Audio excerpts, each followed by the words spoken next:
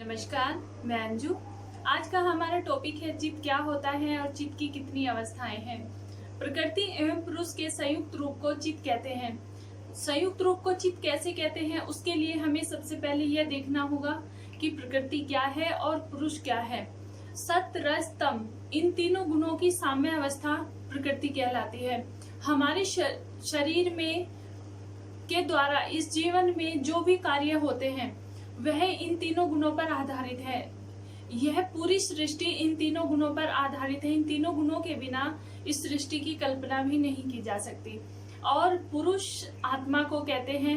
आत्मा के कारण ही चित्त सक्रिय होता है, क्योंकि चित्त एक जड़ पदार्थ है और जड़ पदार्थ तभी सक्रिय हो सकता है जब उसमें चेतन आत्मा का प्रवेश होता है।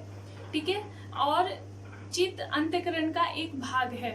मन, बुद्धि, चित्त, अहंकार, ये चारों चीजें अंतःकरण कहलाती हैं। और सांख्य दर्शन में चित्त को प्रकृति कहा गया है और प्रकृति के जितने भेद हैं उनको चित्त की वृत्तियां कहा गया है।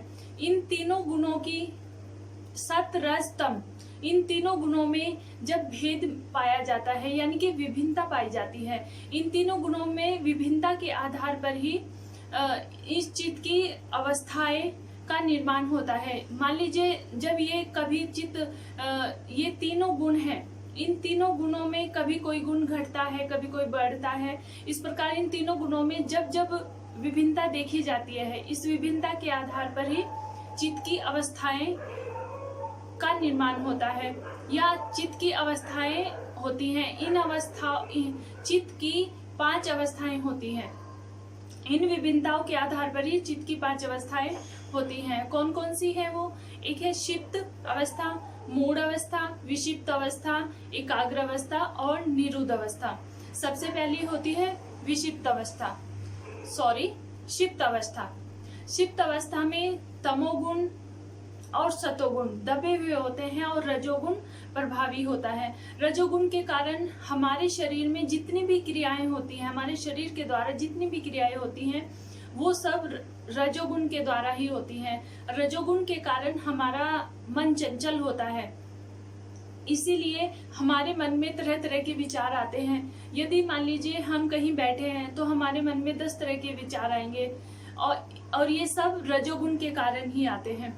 सेकंड है मूढ़ अवस्था। मूढ़ अवस्था में रजोगुण और सतोगुण दबे हुए होते हैं और तमोगुण प्रभावी होता है। तमोगुण के कारण हमारे शरीर में आलस्य जैसी स्थिति बनी रहती है, नींद आती है और बुद्धि कार्य नहीं करती।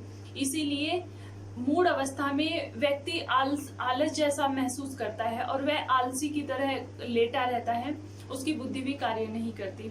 तीसरी है विक्षिप्त अवस्था। विक्षिप्त अवस्था में सतोगुण प्रभावी होता है, लेकिन रजोगुण और तमोगुण बीच बीच में अपना प्रभाव दिखाते रहते हैं। जैसे एग्जाम्पल के लिए देख सकते हैं, जैसे मान लीजिए आप ध्यान के लिए बैठे हैं, जैसे ही हम ध्यान करना शुरू करते हैं तो हमारा मन या तो इधर उधर भटकने लगेगा या हमें नींद आने लगेगी। ये सब रजोगुण और तमोगुण के कारण होता है। यदि हमारा मन इधर उधर भटक रहा है तो इसका मतलब है कि हमारे शरीर में रजोगुण बढ़ रहा है। और यदि हमें नींद आने लगे, कई बार पूजा करते हुए या ध्यान की अवस्था में नींद आने लगती है, यह स्थिति तमोगुण बढ़ने के कारण होती है। इसके बाद आती है एकाग्र अवस्था। एकाग्र अवस्था में सतोगुण प्रभावी होता है और रजोगुण और तमोगुण पूरे तरीके से दबे हुए होते हैं। और सतोगुण प्रभावी होने से व्यक्ति पवित्र कार्य करता है और वह सत्य के पथ पर चलता है, धार्मिक कार्य करता है। सतोगुण प्रभावी होने से व्यक्ति में ये सब चेंजेस आते हैं कि वह हमेशा अच्छा सोचता है और धार्मिक कार्य करता है, कभी किसी के बारे में बुरा नहीं सोचता। और इस एकाग्र अवस्था में व्यक्ति को आत्म तत्व का साक्षात होता है और सूक्ष्म प्राकृतिक तत्वों का भी साक्षात होता है। और इस अवस्था में जो समाधि लगती है उसको संप्रज्ञा समाधि कहते हैं। इसके बाद आती है निरुद्ध अवस्था। निरुद्ध अवस्था लगभग एकाग्र अवस्था जैसी ही है, बस इन दोनों में डिफरेंस इतना है कि एकाग्र अवस्था में साधक को आत्म तत्व और सूक्ष्म प्राकृतिक तत्वों का साक्षात होता है, लेकिन निरुद्ध अवस्था में व्यक्ति इन सब चीजों से बाहर आकर उसको ईश्वर का साक्षात्कार होता है। और इस अवस्था में जो समाधि लगती है उसको असंप्रज्ञा समाधि कहते हैं। इस प्रकार ये क्षिप्त, मूढ़, विक्षिप्त, एकाग्र और निरुद्ध, ये चित्त की 5 अवस्थाएं हुई। इनको चित्त की भूमियां भी कहते हैं।